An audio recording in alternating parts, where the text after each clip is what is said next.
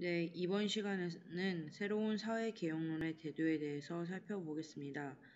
양난, 즉 외란과 호란 이후에 조선 사회는 또 어떻게 변해가는지 자세히 알아보도록 하겠습니다.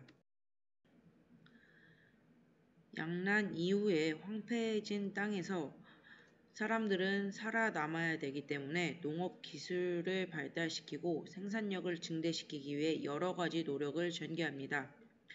먼저 개간사업이라고 해서 땅을 농사 지을 수 있는 땅으로 만들기 위해서 공사를 하고요. 수리시설을 확충해서 새로운 농업기술인 모내기법을 보급할 수 있도록 노력을 합니다. 지금 우리가 지금 논농사 지을 때 하는 농업 방식이 모내기법인데요. 이 조선시대 때는 농업 기술로서 모내기법은 최첨단 기술이었다라고 할 수가 있습니다. 오늘날에는 논에다가 물을 채워놓고 거기다가 벼를 심는 방식으로 쌀을 생산하지만 조선 전기에는 일반 땅에다가 밭에다가 씨 뿌리는 것처럼 벼를 뿌리고 거기서 벼를 수확했어요. 근데 이게 문제가 뭐냐면 잡초가 너무 많이 나와. 그리고 벼가 생산되기까지 자라는 기간이 너무 오래 걸려요. 그런데 이 모내기법을 하면은 벼가 생산되는 기간이 단축되고 그 기간 안에 보리도 심을 수 있고 잡초도 덜 제거할 수 있어서 농가가 적은 노력으로 큰 소득을 얻을 수 있는 기술이 확산되었다.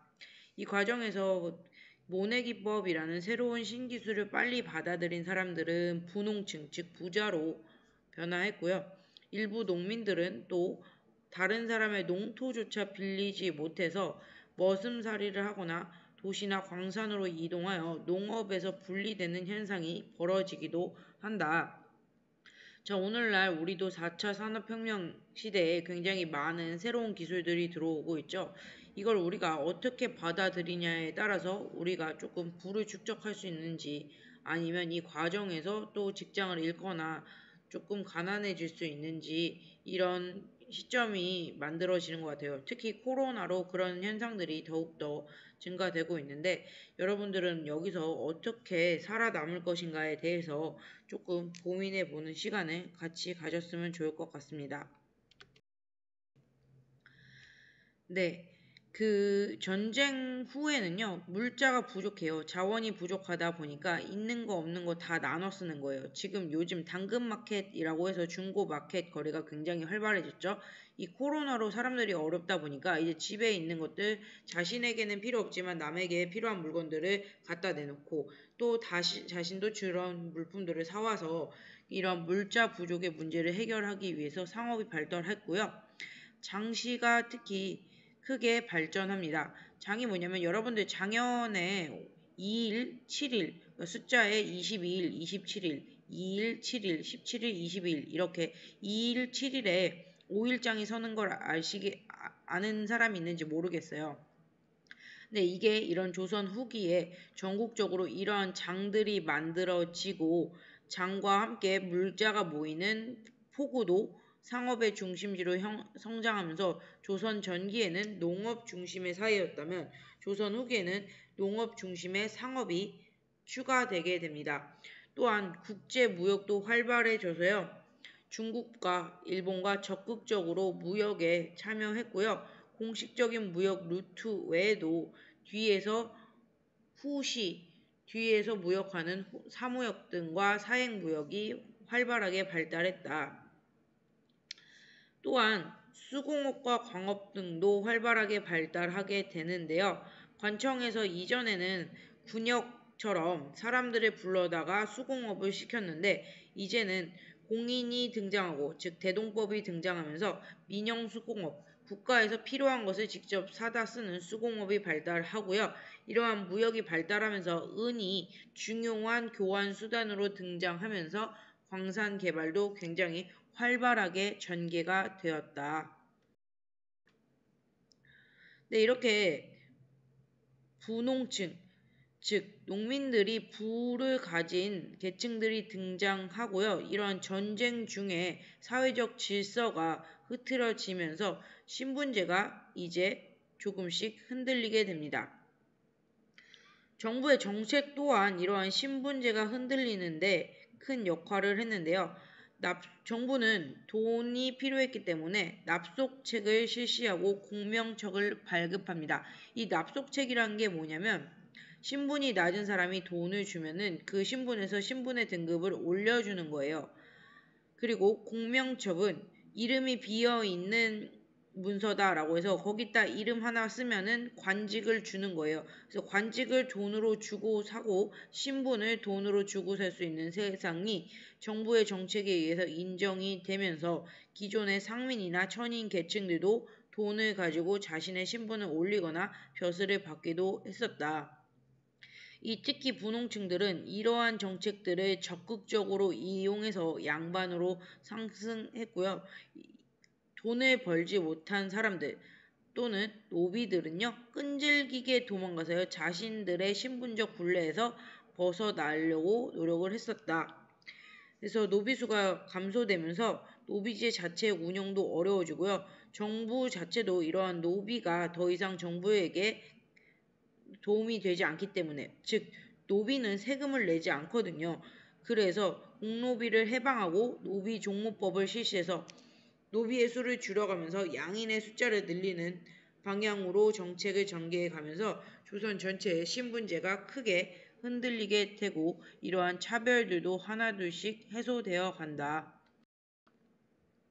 이러한 과정 중에서 중인 계층의 역할도 굉장히 뚜렷하게 살펴볼 수가 있는데요. 이전의 서얼은요, 양반 아버지와 양인 어머니 사이에 나온 아이는 서자, 양반 아버지와 천인 어머니 사이에 나온 사람은 얼자라고 해서 양반 계층에 끼지도 못하고 그렇다고 다른 계층에 섞이지도 못하는 중간 계층으로서 애매하게 과거 시험도 볼 수 없고 차별을 받는 계층이었어요. 여러분들이 아는 서울의 대표적인 인물이 홍길동입니다. 아버지를 아버지라 부르지 못하고 형을 형이라 부르지 못했거든요. 그런데 이 시기에 오면은 이러한 서얼들과 중인, 즉 기술을 가지고 있는 계층들이 차별 반대 운동을 벌이고 앞서 말했던 납속책과 공명책을 이용해서 양반 계층으로 편입이 되면서 양반 자체도 이전과는 다른 모습들을 보이게 된다. 이렇게 급격하게 변하는 사회에서 이제는 우리가 적극적으로 사회를 개혁해야 된다라고 주장하는 사람들이 등장하는데 그들이 바로 실학자들입니다. 자, 이 실학이요. 집권 양반 세력은요. 현실을 개혁하기에 능력이 부족해. 자, 그래서 우리가 이걸 뒤집어 엎기 위해서 현실적으로 보자라는 주장들이에요. 자, 우리가 공자월 맹자월 했더니 어떤 일이 일어났어? 외란과 호란을 겪어서 백성들 피눈물 흘리고요. 왕실은 도망다니기 바빴잖아요. 자, 우리가 이거 공자월 맹자월이 아니고 실질적으로 백성들 잘 먹이고 쳐들어오는 적들 잘 막아내지 않는다면 이제 국가는 정말 망해야 된다라는 부분으로 의견이 쏠렸던 거예요. 그래서 초반에는 농업 중심의 개혁론들이 적극적으로 등장합니다. 그래서 유영원은요, 관리, 선비, 농민 등에 따라서 토지를 차등적으로 지급해서 모두가 잘 먹고 잘 살 수 있는 세상을 만들어야 된다라고 주장하기도 하고요. 이익은 농민들이 빼앗기지 않고 영원히 자신의 업으로 삼을 수 있는 토지를 지정해주고 그 이외의 토지들은 매매할 수 있도록 해서 자유로운 농업 형태를 유지하는 동시에 농민들의 생활을 보장해주는 농업 개혁을 실시해야 된다라고 주장했고요. 정약용은 여기서 한 발 더 나아가 우리 공동으로 생산하고 공동으로 분배하자. 사회주의 사상과 유사한 주장까지도 제안하는 등 굉장히 과격한 개혁론들을 주장하기도 했다. 조선 전기에는 이렇게 농업 중심의 개혁론을 바탕으로 토지 개혁, 즉 오늘날도 부동산이 핫 이슈잖아요. 그럼 부동산에 대한 개혁이 적극적으로 주장되었고 이제 농업 중심 바탕으로 상공업 중심의 개혁론도 계속해서 제기됩니다. 야, 농업에 집중하는 거 좋아. 토지 문제 해결해야 돼. 오늘날도 지금 부동산 문제 해결하는 게 제 1번이잖아요. 하지만 상공업을 진흥하고 청의 선진 과학기술도 배워와서 우리가 스스로 부강해지고 부를 창출할 수 있는 시스템으로 가야 된다고 주장하는 사람들도 등장을 합니다. 그래서 유수원은요, 야, 왜 장사하는 사람들이 천한 사람들이야? 사농공상, 선비다. 농사 지는 사람들이나 기술자나 상공업자나 모두 다 각기의 역할을 잘 해내고 있는 사람이야. 자, 우리가 이런 직업적 평등을 이뤄냈을 때 진정한 기술이 발달하는 거야 라고 주장하였으며 홍대용 같은 경우는요. 더욱더 적극적인 서양의 과학 기술을 수용할 것을 주장합니다. 자, 박지원 같은 경우는요. 여러분들이 국어 시간에도 한 번쯤 들어봤을 거예요. 양반 제도를 풍자하고요.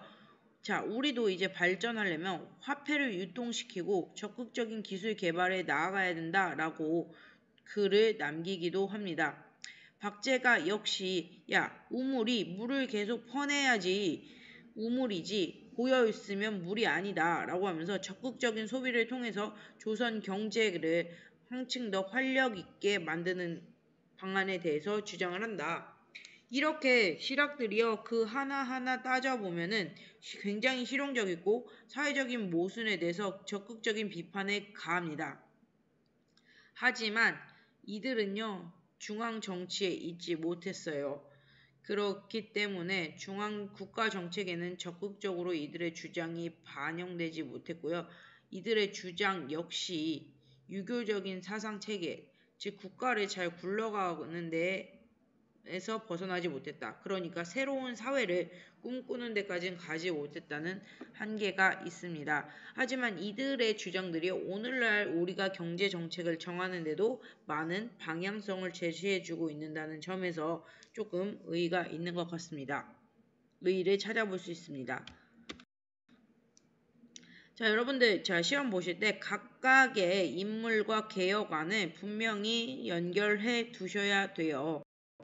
자, 그래서 쪽.